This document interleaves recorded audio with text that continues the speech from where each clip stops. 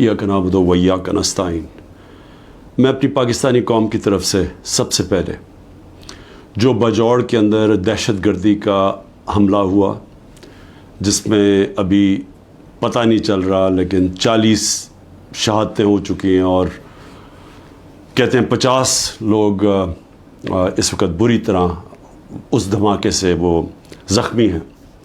तो मैं सारी कौम की तरफ से इनके घर वालों के लिए, इनकी फैमिलीज़ के लिए, बच्चों के लिए, इनके बड़ों के लिए, माँ बाप के लिए जो शहीद हुए हैं, हम सब आपके लिए दुआ करते हैं कि अल्लाह आपको हिम्मत दे, ताकत दे, सब्र दे इस मुश्किल वक्त से गुज़रने का, और सारी कौम आपके साथ है।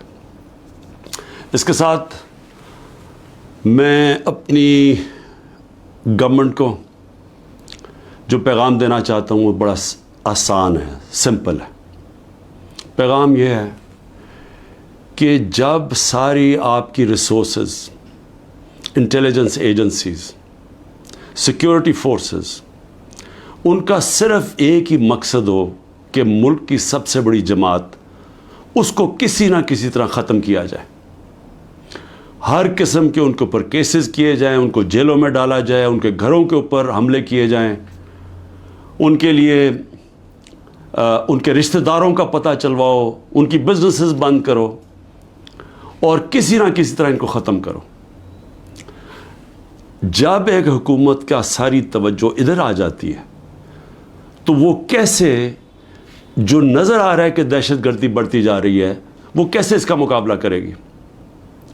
देखिए, हमें एक अल्लाह ने सुनहरी मौका दिया था जब अफ़गान गवर्नमेंट गिरी और जो नई हुकूमत तालिबान की आई, तो हमारे पास एक सुनहरी मौका था कि हम इस दहशतगर्दी के ऊपर पूरी तरह काबू पा जाएं। क्योंकि हमारा सबसे बड़ा क्या था कि जी, गनी हुकूमत के दौरान 3 डिफरेंट दहशतगर्द ग्रुप्स पाकिस्तान में वारदात करते थे। एक था दाइश या आईएसएल, दूसरी टीटीपी, और तीसरा था जो बलोच के लिबरेशन BLA।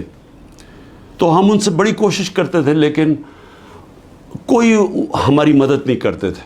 तो तालिबान जब गवर्नमेंट आई तो याद रखें कि पाकिस्तान वाहिद मुल्क था जिनके सबसे बेहतरीन ताल्लुकात थे तालिबान से, क्योंकि पाकिस्तान ने दुआ की, टॉक्स करवाई, अमेरिकनों को इनके साथ बैठाया, तो सबसे करीब तो हम थे।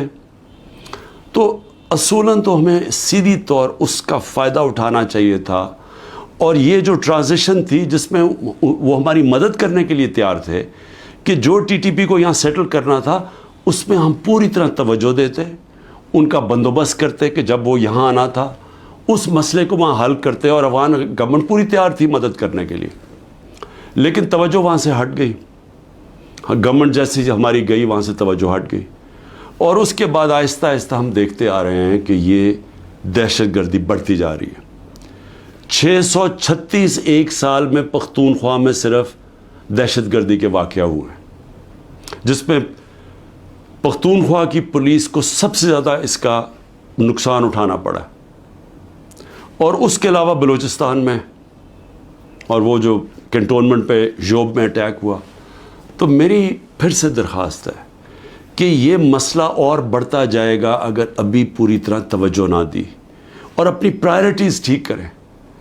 ये जो तहरीक इंसाफ है, ये मुल्क दुश्मन नहीं है। जो मुल्क की जो अवाम, जिस 70% 75% अवाम जिस जमात के साथ खड़ी है, वो मुल्क से ना गद्दारी कर सकती है ना उसकी दुश्मन है।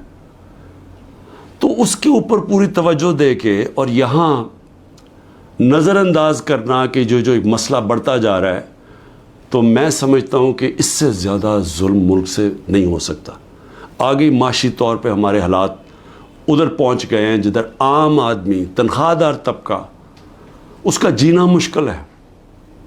बिजली का बिल, जो आज बिजली का बिल दे रहा है, वो सवाल तो ये पूछेगा ना कि साल पहले जब ये तहरीक इंसाफ की हुकूमत थी तो 16 रुपए यूनिट था, तो आज 50 रुपए यूनिट कैसे पहुंच गया? कौन सा इतना बड़ा अजाब आया है कि वो बैग जो 55-60 रुपए किलो था आटे का, وہ پہنچ گیا 150 روپے کلو پہ. جو چاول ہیں وہ تقریباً دگنے ہو گئے چاول کی قیمت. تو ہر چیز جو یہ مہنگی ہوئی ہے, روپیہ تیزی سے گر گیا. تو پوچھیں گے تو صحیح کہ لوگ کہ ایک تو حکومت بدل کے یہ عذاب آ گیا, اور اس کے بعد جو دہشت گردی ختم ہو گئی تھی, بالکل نیچے چلی گئی تھی, وہ پھر سے بڑھنی شروع ہو گئی ہے. اور اس کے علاوہ کسی کو یہی نہیں پتا کہ اب ملک جا کدھر رہا ہے. نہ کوئی قانون ہے, نہ ملک کی کوئی آئین کی کسی کو پرواہ ہے. عدالتوں کے اوپر علیحدہ پریشر ڈالا ہوا ہے. صرف اور صرف ایک چیز سامنے ہے, کس طرح ملک کی سب سے بڑی جماعت کو ختم کیا جائے. اور کون ختم کرنا چاہتے ہیں؟ 30 سال سے یہ حکومت کر رہے ہیں ملک کے اوپر. 30 سال سے ملک پہ حکومت کر رہے ہیں. ایک دوسرے کو جو کہتے تھے کرپٹ ہیں, چور ہیں, منی لانڈرز ہیں, دونوں کو کہتے تھے ایک دوسرے کو. ایک دوسرے کے خلاف کیسز بنائے, کیسز ثابت بھی ہوئے, ملک سے باہر بھی بھاگ جاتے تھے. اور وہ آج اکٹھے مل کے کوششیں کر رہے ہیں کہ اسٹیبلشمنٹ کے کندھے پہ چڑھ کے کیسے ملک کی سب سے بڑی جماعت کو ختم کریں. اور اس کے اندر ہمارا ملک تیزی سے نیچے جا رہا ہے, مایوسی بڑھتی جا رہی ہے.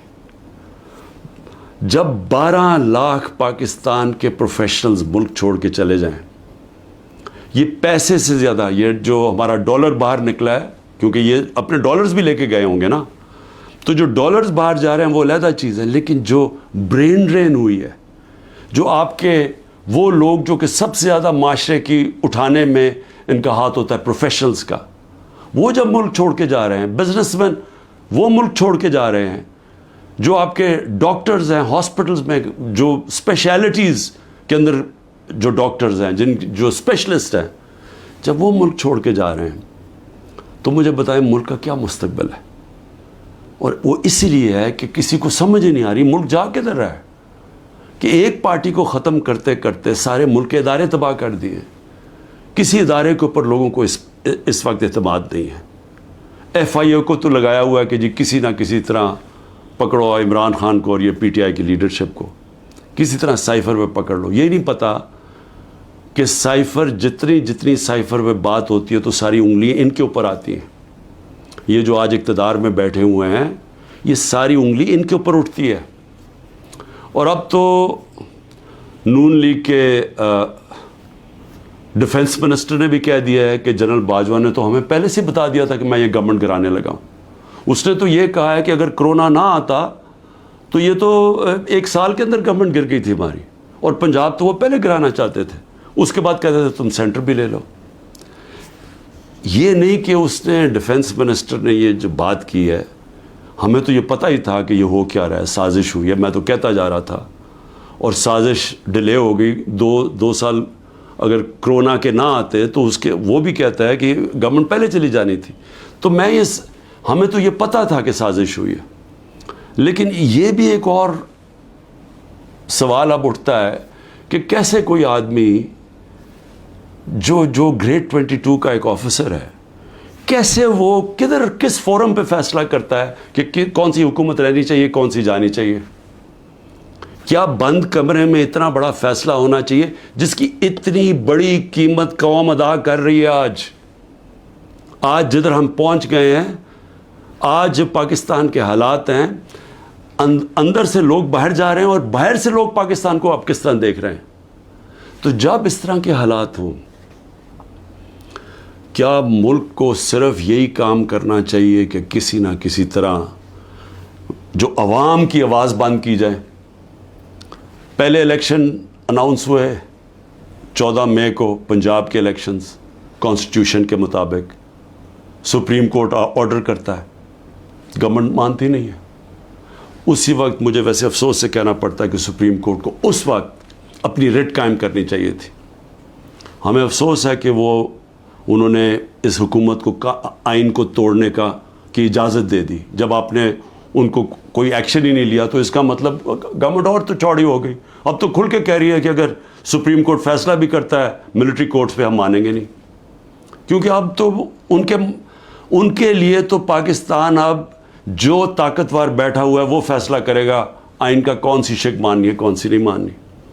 تو میں صرف اس کا یہ آگے بڑھنے سے پہلے یہ جو جنرل باجوہ کی باتیں اب سامنے آ رہی ہیں, کئی ایسی باتیں ہیں جو میں اس لیے نہیں کرتا, میں اپنے اداروں کو نقصان نہیں پہنچانا چاہتا, لیکن جو یہ جس طرح انہوں نے ایک سازش کر کے گورنمنٹ گرائی اور کیسے وہ ملے ہوئے تھے دوسروں کے ساتھ, یہ جو پی ڈی ایم کے لوگوں کے ساتھ کیسے ان کے رابطے تھے, اور کیسے انہوں نے جو سب سے بڑا ظلم کیا کہ احتساب کا عمل ختم کیا.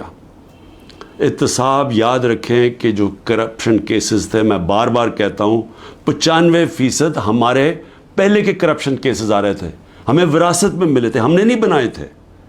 میرے اوپر تو آج 200 کیسز تقریباً ہو چکے ہیں چند مہینے کے اندر, ان کے اوپر 2 3 کیسز تھے اور وہ سارے پرانے بنے ہوئے تھے, 95% پرانے کیسز تھے. ہمیں تو وہ جو احتساب کا عمل تھا وہ بھی جنرل باجوہ نے اس لیے نہیں چلنے دیا کیونکہ ان کی پہلے سے ان سے ڈیل چل رہی تھی, بات چیت چل رہی تھی.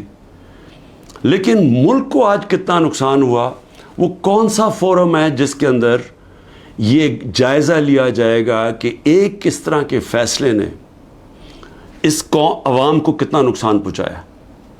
میں دوسری بات جو کرنا چاہتا ہوں وہ یہ کہ دیکھیں, مجھے جو سب سے بڑا مجھے خوشی تھی وہ یہ کہ تحریک انصاف پہلی جماعت تھی جس نے خواتین کو پالیٹکس میں لے کے آئے, یعنی انہوں نے شرکت کی پاکستان کی سیاست کے اندر. مجھے فخر اس لیے ہے کہ یہ جو پاکستان موومنٹ تھی اس میں میری والدہ بتاتی ہیں کہ عورتیں کتنی شرکت کرتی تھیں اس پاکستان موومنٹ کے اندر. تو یہ پہلی دفعہ اس طرح عورتوں نے اتنی تعداد میں شرکت کی. ہم جو بائی الیکشنز جیتے, یاد رکھیں کہ جو ہم بائی الیکشنز جیتے ہیں 37 میں سے 30 بائی الیکشن ہم جیتے ہیں, اس میں عورتوں کا بہت بڑا ٹرن آؤٹ تھا.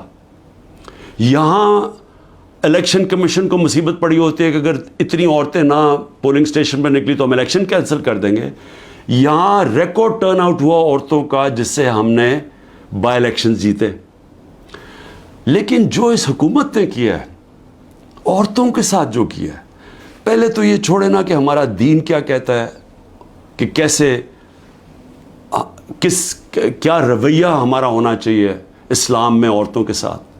اس کے بعد ہمارا جو کلچر ہے, میں بار بار لوگوں کو بتاتا ہوں کہ میں جب پہلی دفعہ باہر گیا پاکستان سے تو میں حیران ہو گیا, اس طرح کی عورتوں کی عزت باہر نہیں ہے, مغربی معاشرے میں نہیں ہے جو کہ ہمارے معاشروں میں ہے.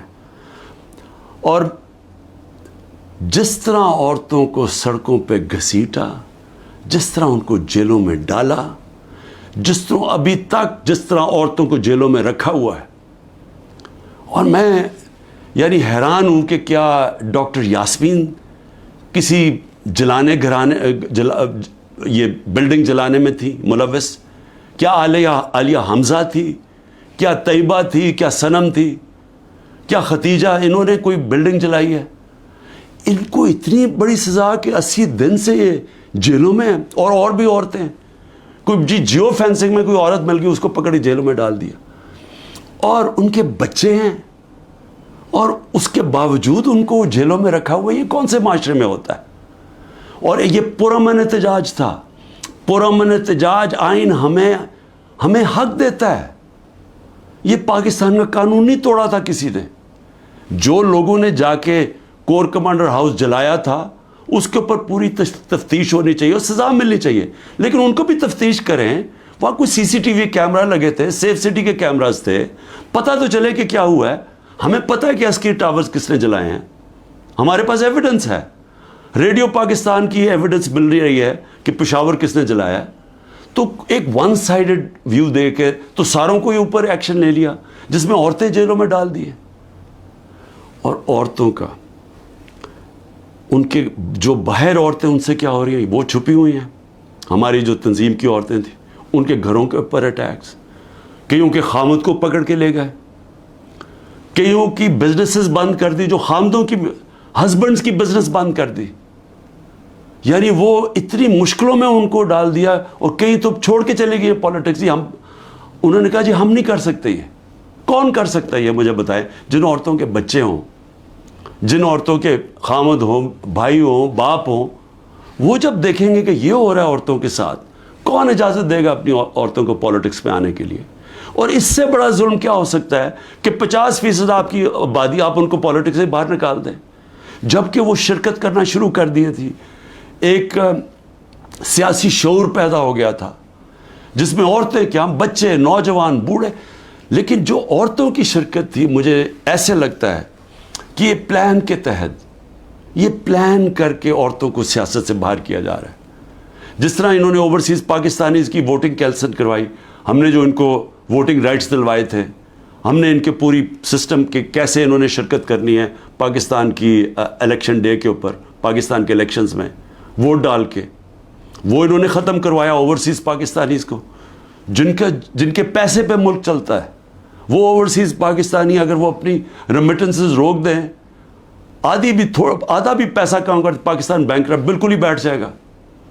ان کی انہوں نے بند کروا دی، کیونکہ وہ اوورسیز پاکستانی زیادہ تر تحریک انصاف کے تھے، ان کی ووٹنگ رائٹس ختم کروا دی۔ اور اب آ کے عورتیں، جو انہوں نے نظر آیا ان کو کہ عورتیں نکل رہی ہیں الیکشن میں، ووٹس ڈال رہی ہیں، جو بائی الیکشنز تحریک انصاف جیتی اس میں عورتوں کا بہت بڑا ہاتھ تھا، انہوں نے اب ان عورتوں کے اوپر یہ جان کے سختی اور ظلم کر رہے ہیں تاکہ وہ بھی پالیٹکس سے باہر ہو جائیں۔ اور میں پھر سے کہتا ہوں، اس سے بڑا معاشرے پہ کیا ظلم کر سکتے ہیں آپ، کہ صرف اور صرف یہ چوروں کا ٹولہ اوپر ملوث کرنے کے لیے یہ سارے حربے استعمال کیے جا رہے ہیں، یہ ظلم کیا جا رہا ہے اس ملک کے ساتھ۔ اور میں، کیونکہ عاشورہ بھی ختم ہوا ہے، میں صرف اپنی قوم سے ایک بات کہنا چاہتا ہوں۔ دیکھیں، ہم نے حضرت امام حسین کی شہادت سے کیا سیکھا ہے؟ ہم نے سب سے پہلے یہ چیز سیکھی کہ جو لا الہ الا اللہ، جس کا اللہ جس کو ایمان دے دیتا ہے، اور جس کو علامہ اقبال کہتے ہیں عشق، اور میں نے ایک علامہ اقبال کا فارسی میں نے ٹویٹ بھی کیا ہے، اور میں نے اس کو اپنی انسٹاگرام اور سارے فورمز پہ کہا ہے کہ وہ فارسی کہہ، لیکن اس میں انگریزی میں بھی اور اردو میں بھی پورا اس کا ترجمہ ہے۔ تو علامہ اقبال ان کی شہادت کو کیسے دیکھتے ہیں؟ اتنی خوبصورتی سے انہوں نے بتایا ہوا ہے کہ لا الہ الا اللہ کا مطلب آزادی، اور آزادی خوف سے بھی، آزادی اپنی میں سے بھی، اور وہ آتی ہے عشق اللہ سے عشق کرنے سے۔ اور وہ ہے جب لا الہ الا اللہ، جب آپ اپنے ذہن میں دعویٰ کر دیتے ہیں، پھر آپ کسی کے سامنے نہیں جھکتے۔ تو جب پتہ تھا کہ وہ پوری کی پوری فوج سامنے کھڑی ہے، پیچھے نہیں ہٹے، جھکے نہیں۔ اور جو ان کی شہادت تھی، جس طرح علامہ اقبال کہتے ہیں کہ صدیوں تک مسلمان جب کھڑا ہوتا تھا ظلم کے خلاف، غلامی کے خلاف، تو وہ لا الہ الا اللہ اور امام حسین، حضرت امام حسین کی جو شہادت تھی وہ ہمیشہ یاد رکھتا تھا۔ وہ جو پتہ ہوتے ہوئے ایک انسان کو کہ ہم جیت نہیں سکتے، یعنی کوئی میری موت ہے، میں یہ جو اب کھڑا ہوں اسٹینڈ کے اوپر تو میں زندہ نہیں رہوں گا، اس کے باوجود وہ عشق کتنا ہوتا ہے اوپر والے کے ساتھ کہ وہ کہتا ہے کہ میں یہ کوئی نہ سمجھے کہ میں خوف کے بت کی وجہ سے کسی کے سامنے جھک گیا ہوں۔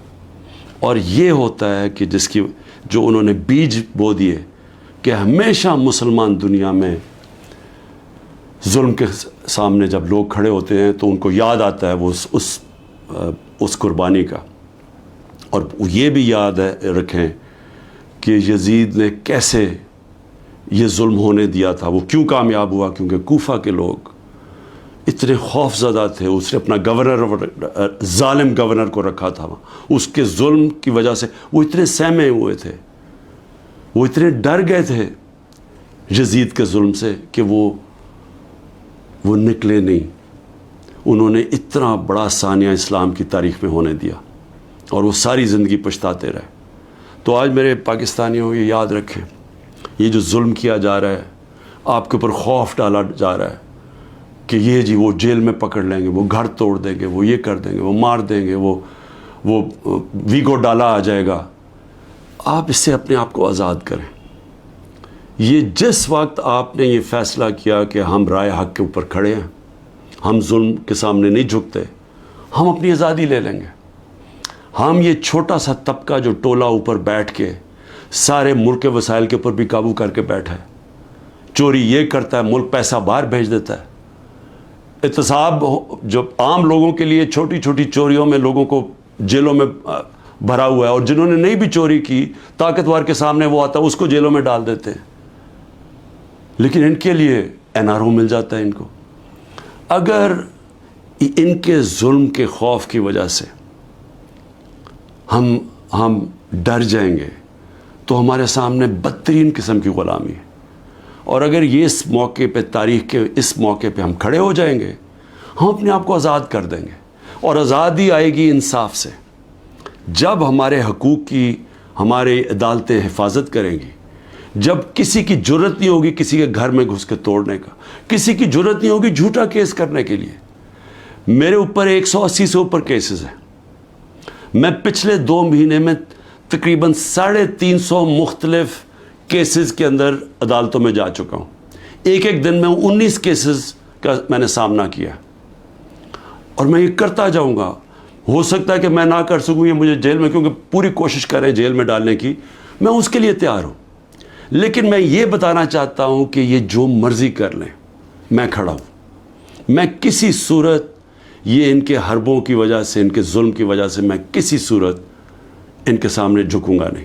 اور میں یہ چاہتا ہوں آپ بھی, ساری قوم فیصلہ کر لے کہ ہم یہ ظالم کے سامنے نہیں جھکیں گے, اور انشاءاللہ ہم آزاد ہو جائیں گے. پاکستان زندہ باد.